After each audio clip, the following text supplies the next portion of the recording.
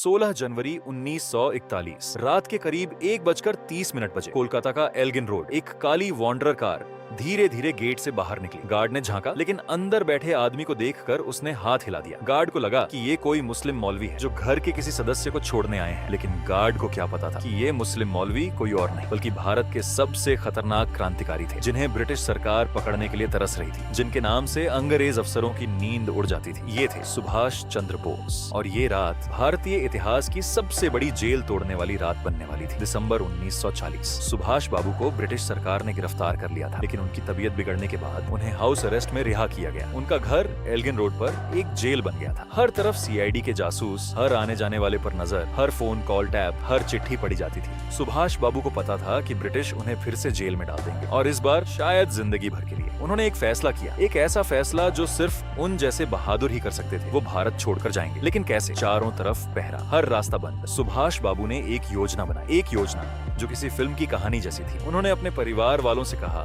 कि वो कुछ दिनों के लिए धार्मिक अनुष्ठान में लीन हो रहे हैं। कमरे में काले पर्दे लगवाए, किसी से मिलना जुलना बंद कर दिया। खाना बाहर से आता था, बर्तन अगले दिन उठते थे। गार्डों को लगा कि सुभाष बाबू अब कमजोर पड़ गए हैं, धार्मिक हो गए हैं, उनकी निगरानी थोड़ी ढीली हो गई। और यहीं से शुरू हुआ महान भगोड़ेपन का खेल। सुभाष बाबू ने अपनी दाढ़ी बढ़ानी शुरू कर दी। 40 दिन तक लंबी घनी दाढ़ी। उनके भतीजे डॉक्टर शिशिर कुमार बोस, जो राजनीति से दूर रहते थे और अच्छे ड्राइवर थे, उन्हें चुना गया। 16 जनवरी की रात सुभाष बाबू अपनी माँ के कमरे में गए। उनके पैर छुए। माँ सो रही थी। उन्होंने जगाया नहीं, बस एक आखिरी नजर डाली। क्या पता था कि ये आखिरी बार है। उन्होंने पठान का भेष बनाया, लंबा भूरा कोट, काली इजेड जैसी टोपी, चौड़े पायजामे, एक छोटा ट्रंक जिस पर लिखा था Mohammad Ziauddin, travelling inspector, the empire Chanakya of India life insurance company limited. रात 1:30 बजे शिशिर कुमार बोस ने कार स्टार्ट की। सुभाष बाबू पीछे की सीट पर बैठे। गार्ड ने झांका, शिशिर ने हाथ हिलाया। गार्ड ने सोचा कोई मुस्लिम मेहमान जा रहा है। गेट खुला, कार बाहर निकली और भारत का सबसे बड़ा क्रांतिकारी गायब हो गया। कार बिहार के बरारी पहुंची। वहां उनके एक और भतीजे डॉक्टर अशोक नाथ बोस के घर रुके, थोड़ा आराम किया। 17 जनवरी की रात करीब 1:25 बजे वो गोमो रेलवे स्टेशन पहुंचे। वही स्टेशन जो आज नेताजी सुभाष चंद्र बोस गोमो स्टेशन के नाम से जाना जाता है। दिल्ली कलकत्ता मेल में बैठे, फिर दिल्ली से फ्रंटियर मेल पेशावर जाना था। पेशावर में उनका इंतजार कर रहे थे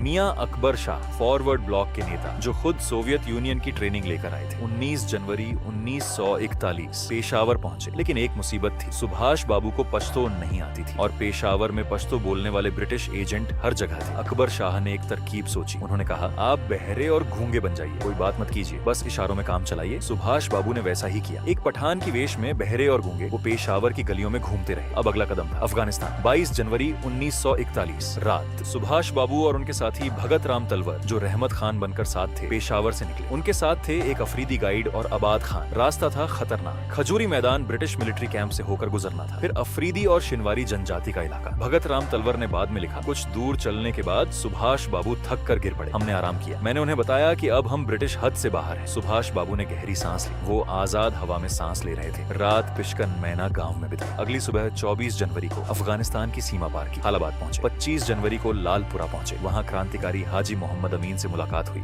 उन्होंने सलाह दी, बस में मत जाइए, ट्रक में जाइए, ज्यादा सुरक्षित रहेगा। रास्ता कठिन था, कभी पैदल, कभी गाड़ी में, कभी ठंड में, सड़क किनारे सोते हुए। एक जगह ठंड इतनी तेज थी कि सुभाष बाबू सड़क किनारे सो गए। भगत राम ने बसें रोकने की कोशिश की, कोई नहीं रुकी। आखिर में एक लॉरी मिली जो सामान से भरी थी। दोनों को ऊपर बैठना पड़ा। पेड़ों की टहनियां चेहरे पर मार रही थी, बर्फ गिर रही थी। 27 जनवरी 1941 शाम 4 से 5 बजे वो काबुल पहुंचे और तभी रेडियो पर खबर आई, सुभाष चंद्र बोस लापता। पूरे भारत में हड़कंप मच गया। काबुल 1941। ब्रिटिश जासूस हर जगह थे। सोवियत, जर्मन, इटालियन, जापानी, सभी की नजरें थीं। सुभाष बाबू और भगत राम एक सराय में रुके, पुराने शहर में, लाहौरी दरवाजे के पास। जगह गंदी थी, हालात खराब थे। वो रूसी एम्बेसी के चक्कर लगाते रहे, मदद मांगी, लेकिन रूस ने मना कर दिया। जर्मन एम्बेसी के हांस पिलागर से मिले। उन्होंने कहा, छिप जाइए, मैं बर्लिन से बात करता हूँ। लेकिन देरी हो रही थी। एक अफगान पुलिस वाले को शक हो गया। उसने पीछा किया। रिश्वत देनी पड़ी, पहले 10 रुपए, फिर सुभाष बाबू की सोने की घड़ी जो उनके पिता की यादगार थी। भगत राम ने उत्तम चंद मल्होत्रा को ढूंढा, एक भारतीय व्यापारी जो रेडियो की दुकान चलाते थे। उत्तम चंद और उनकी पत्नी रामो देवी ने सुभाष बाबू को अपने घर में छिपाया, लेकिन एक पड़ोसी को शक हो गया। उसने पूछताछ शुरू की। सुभाष बाबू को दूसरी जगह भेजना पड़ा, फिर वापस लाया गया। 2 महीने 60 दिन। एक दिन भी पकड़े गए तो 27 फरवरी 1941 ब्रिटिश इंटेलिजेंस ने एक इटालियन टेलीग्राम इंटरसेप्ट किया। उसमें लिखा था कि सुभाष बाबू काबुल में हो सकते हैं। खतरा बढ़ गया। 22 फरवरी 1941 इटालियन एम्बेसी। सुभाष बाबू और Bhagat Ram Italian consul general Pietro Quaroni से मिले। क्वारोनी ने सुभाष बाबू को एक नई पहचान दी, एक इटालियन नोबलमैन का पासपोर्ट। नाम था काउंट ऑरलैंडो मेजोट्टा, सिसिली का रहने वाला। 18 मार्च 1941 सुभाष बाबू काबुल से निकले। एक कार में 2 जर्मन और एक इटालियन डिप्लोमेट के साथ हिंदू कुश पहाड़ियों को पार किया। रास्ता खतरनाक था, सलांग टनल तो बना भी नहीं था। कावक और अंजुमान पास से गुजरे, समरकंद पहुंचे, वहां से ट्रेन मॉस्को। 28 मार्च 1941 एक विशेष विमान में बैठे बर्लिन की ओर। 3 अप्रैल 1941 बर्लिन पहुंचे। सुभाष चंद्र बोस जो 77 दिन पहले कोलकाता के एक घर में कैद थे, आज हिटलर के जर्मनी में थे। बर्लिन में सुभाष बाबू ने जर्मन अधिकारियों से मुलाकात की, हिटलर से भी मिले। उन्होंने फ्री इंडिया सेंटर और आजाद हिंद रेडियो शुरू किया, लेकिन जर्मनी से ज्यादा मदद नहीं मिली। 1943 जापान ने बुलाया। सुभाष बाबू ने एक जर्मन पनडुब्बी U-180 में सफर किया, केप ऑफ गुड होप के आसपास। फिर आई 29 जापानी पनडुब्बी में ट्रांसफर। ये द्वितीय विश्व युद्ध में 2 अलग अलग नौसेनाओं की पनडुब्बियों के बीच एकमात्र नागरिक ट्रांसफर था। मई 1943 सुमात्रा, जुलाई 1943 सिंगापुर। राज बिहारी बोस ने उन्हें आजाद हिंद फौज की कमान सौंपी। 21 अक्टूबर 1943 आजाद हिंद सरकार का गठन। 30 दिसंबर 1943 अंडमान में पहली बार तिरंगा लहराया। शहीद और स्वराज द्वीप का नामकरण 1944। INA ने भारतीय सीमा पार की। मणिपुर के मोइरांग में तिरंगा लहराया, लेकिन मानसून ने रास्ता रोका। ब्रिटिश ने हवाई हमले किए। 1945 जर्मनी हार गया। हिरोशिमा, नागासाकी, जापान ने आत्मसमर्पण किया। सुभाष बाबू का सपना टूट रहा था, लेकिन वो हार मानने वालों में से नहीं थे। 17 अगस्त 1945 सिंगापुर से बैंकॉक, फिर साइगोन। सुभाष बाबू को पता था कि जापान हार गया है, लेकिन उन्होंने एक और दांव खेला, सोवियत रूस। उन्होंने सोचा अगर रूस से मदद मिल जाए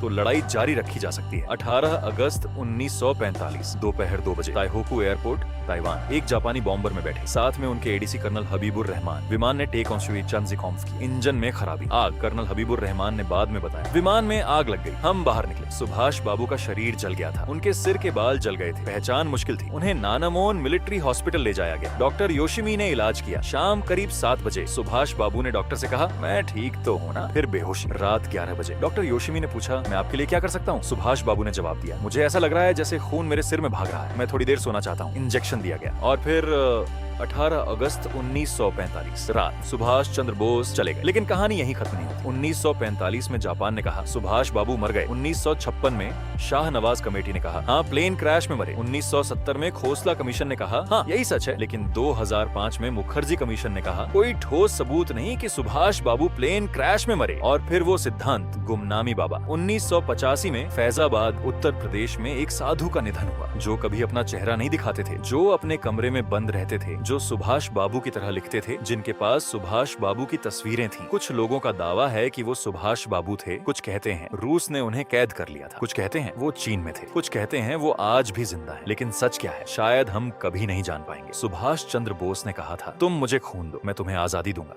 उन्होंने खून दिया, आजादी दिलाई। उन्होंने अपना घर छोड़ा, अपनी माँ को अलविदा कहा, अपनी पहचान बदली, अपनी जिंदगी दांव पर लगाई। और जब सब कुछ खत्म हो गया तो एक रहस्य बनकर रह गया। क्या वो मरे, क्या वो जिंदा रहे, कोई नहीं जानता। लेकिन इतना जरूर जानता है कि भारत की आजादी में उनका योगदान कभी मिटाया नहीं जा सकता। PM ट्रू टेल्स स्टूडियो की ये कहानी सिर्फ एक भगोड़े की नहीं थी, ये कहानी थी एक सपने की, एक सपने जिसने करोड़ों लोगों को जगाया और आज भी जगाता है। दोस्तों ये थी नेताजी सुभाष चंद्र बोस की महान भगोड़ेपन की कहानी। एक ऐसी कहानी जो हमें याद दिलाती है कि आजादी की कीमत क्या होती है। अगर ये वीडियो आपको प्रेरित किया हो, अगर नेताजी की कहानी ने आपके दिल को छुआ हो तो इस वीडियो को एक लाइक जरूर करें। और हाँ, PM ट्रू टेल्स स्टूडियो को सब्सक्राइब करें क्योंकि हम ऐसी ही सच्ची कहानियां दिल से हर हफ्ते लाते रहेंगे। तब तक के लिए जय हिंद।